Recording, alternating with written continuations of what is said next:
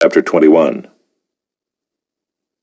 If in the land that the Lord your God is giving you to possess someone is found slain, lying in the open country, and it is not known who killed him, then your elders and your judges shall come out, and they shall measure the distance to the surrounding cities. And the elders of the city that is nearest to the slain man shall take a heifer that has never been worked, and that is not pulled in a yoke. And the elders of that city shall bring the heifer down to a valley with running water, which is neither plowed nor sown, and shall break the heifer's neck there in the valley. Then the priests, the sons of Levi, shall come forward, for the Lord your God has chosen them to minister to him, and to bless in the name of the Lord, and by their word every dispute and every assault shall be settled. And all the elders of that city nearest to the slain man shall wash their hands over the heifer whose neck was broken in the valley, and they shall testify, Our hands did not shed this blood, nor did our eyes see it shed. Accept atonement, O Lord, for your people Israel, whom you have redeemed, and do not set the guilt of innocent blood in the midst of your people Israel, so that their blood guilt be atoned for. So you shall purge the guilt of innocent blood from your midst, when you do what is right in the sight of the Lord.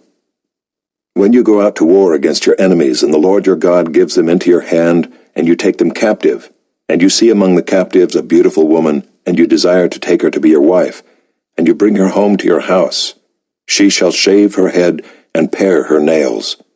And she shall take off the clothes in which she was captured, and shall remain in your house, and lament her father and her mother a full month. After that you may go into her, and be her husband, and she shall be your wife. But if you no longer delight in her, you shall let her go where she wants. But you shall not sell her for money, nor shall you treat her as a slave, since you have humiliated her. If a man has two wives, the one loved and the other unloved, and both the loved and the unloved have borne him children, and if the firstborn son belongs to the unloved, then on the day when he assigns his possessions as an inheritance to his sons, he may not treat the son of the loved as the firstborn in preference to the son of the unloved, who is the firstborn, but he shall acknowledge the firstborn, the son of the unloved, by giving him a double portion of all that he has, for he is the firstfruits of his strength. The right of the firstborn is his. If a man has a stubborn and rebellious son who will not obey the voice of his father, or the voice of his mother, and though they discipline him, will not listen to them, then his father and his mother shall take hold of him, and bring him out to the elders of his city at the gate of the place where he lives. And they shall say to the elders of his city, This our son is stubborn and rebellious. He will not obey our voice. He is a glutton and a drunkard. Then all the men of the city shall stone him to death with stones. So you shall purge the evil from your midst, and all Israel shall hear and fear. And if a man has committed a crime punishable by death, and he is put to death, and you hang him on a tree, his body shall not remain all night on the tree, but you shall bury him the same day, for a hanged man is cursed by God. You shall not defile the land that the Lord your God is giving you for an inheritance. Chapter 22. You shall not see your brother's ox or his sheep going astray, and ignore them. You shall take them back to your brother. And if he does not live near you, and you do not know who he is, you shall bring it home to your house, and it shall stay with you until your brother seeks it. Then you shall restore it to him. And you shall do the same with his donkey, or with his garment, or with any lost thing of your brother's, which he loses and you find. You may not ignore it. You shall not see your brother's donkey or his ox fallen down by the way, and ignore them. You shall help him to lift them up again. A woman shall not wear a man's garment, nor shall a man put on a woman's cloak. For whoever does these things is an abomination to the Lord your God. If you come across a bird's nest in any tree or on the ground, with young ones or eggs, and the mother sitting on the young or on the eggs, you shall not take the mother with the young. You shall let the mother go, but the young you may take for yourself, that it may go well with you, and that you may live long. When you build a new house, you shall make a parapet for your roof, that you may not bring the guilt of blood upon your house, if anyone should fall from it. You shall not sow your vineyard with two kinds of seed, lest the whole yield be forfeited, the crop that you have sown, and the yield of the vineyard. You shall not plow with an ox and a donkey together. You shall not wear cloth of wool and linen mixed together. You shall make yourself tassels on the four corners of the garment with which you cover yourself. If any man takes a wife and goes into her and then hates her and accuses her of misconduct and brings a bad name upon her, saying, I took this woman, and when I came near her I did not find in her evidence of virginity, then the father of the young woman and her mother shall take and bring out the evidence of her virginity to the elders of the city in the gate. And the father of the young woman shall say to the elders, I gave my daughter to this man to marry, and he hates her.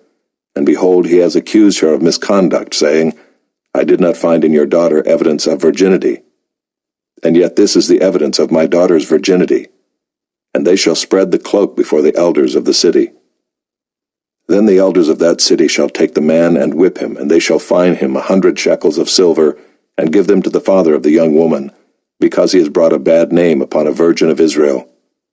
And she shall be his wife. He may not divorce her all his days.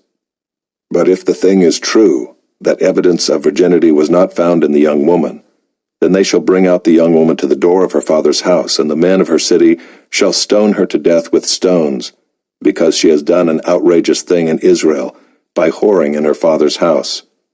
So you shall purge the evil from your midst. If a man is found lying with the wife of another man, both of them shall die, the man who lay with the woman and the woman. So you shall purge the evil from Israel.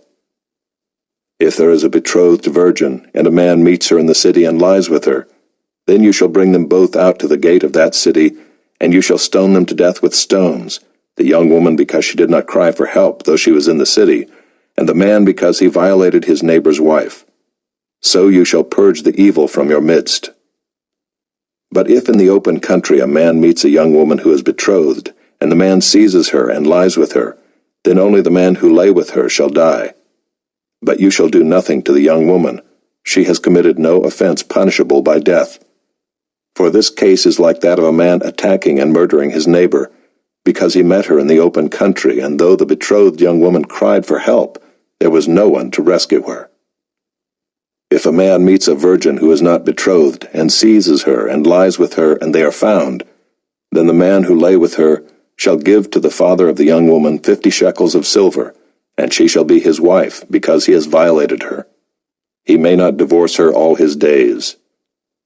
A man shall not take his father's wife, so that he does not uncover his father's nakedness.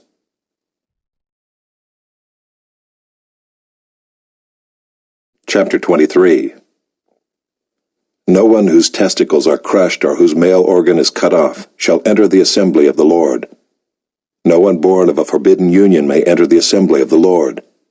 Even to the 10th generation, none of his descendants may enter the assembly of the Lord. No Ammonite or Moabite may enter the assembly of the Lord. Even to the 10th generation, none of them may enter the assembly of the Lord forever, because they did not meet you with bread and with water on the way when you came out of Egypt, and because they hired against you Balaam the son of Beor, from Pethor of Mesopotamia, to curse you. But the Lord your God would not listen to Balaam. Instead, the Lord your God turned the curse into a blessing for you, because the Lord your God loved you. You shall not seek their peace or their prosperity all your days forever. You shall not abhor an Edomite, for he is your brother. You shall not abhor an Egyptian, because you were a sojourner in his land. Children born to them in the 3rd generation may enter the assembly of the Lord.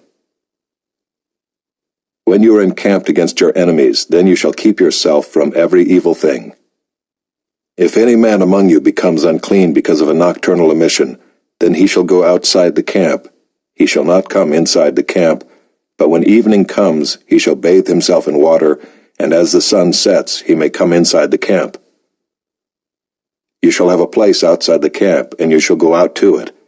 And you shall have a trowel with your tools, and when you sit down outside, you shall dig a hole with it, and turn back and cover up your excrement. Because the Lord your God walks in the midst of your camp, to deliver you and to give up your enemies before you. Therefore your camp must be holy, so that he may not see anything indecent among you and turn away from you.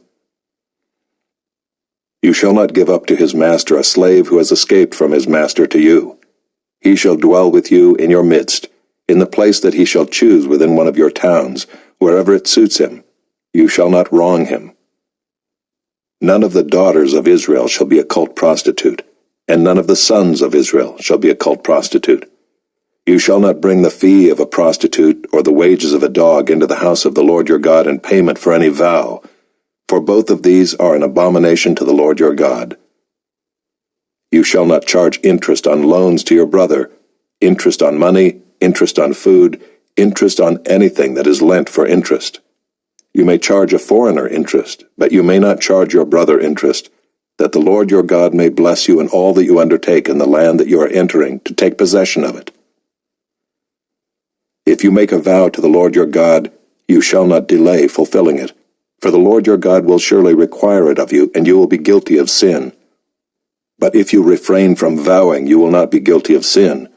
You shall be careful to do what has passed your lips, for you have voluntarily vowed to the Lord your God what you have promised with your mouth. If you go into your neighbor's vineyard, you may eat your fill of grapes, as many as you wish, but you shall not put any in your bag. If you go into your neighbor's standing grain, you may pluck the ears with your hand, but you shall not put a sickle to your neighbor's standing grain.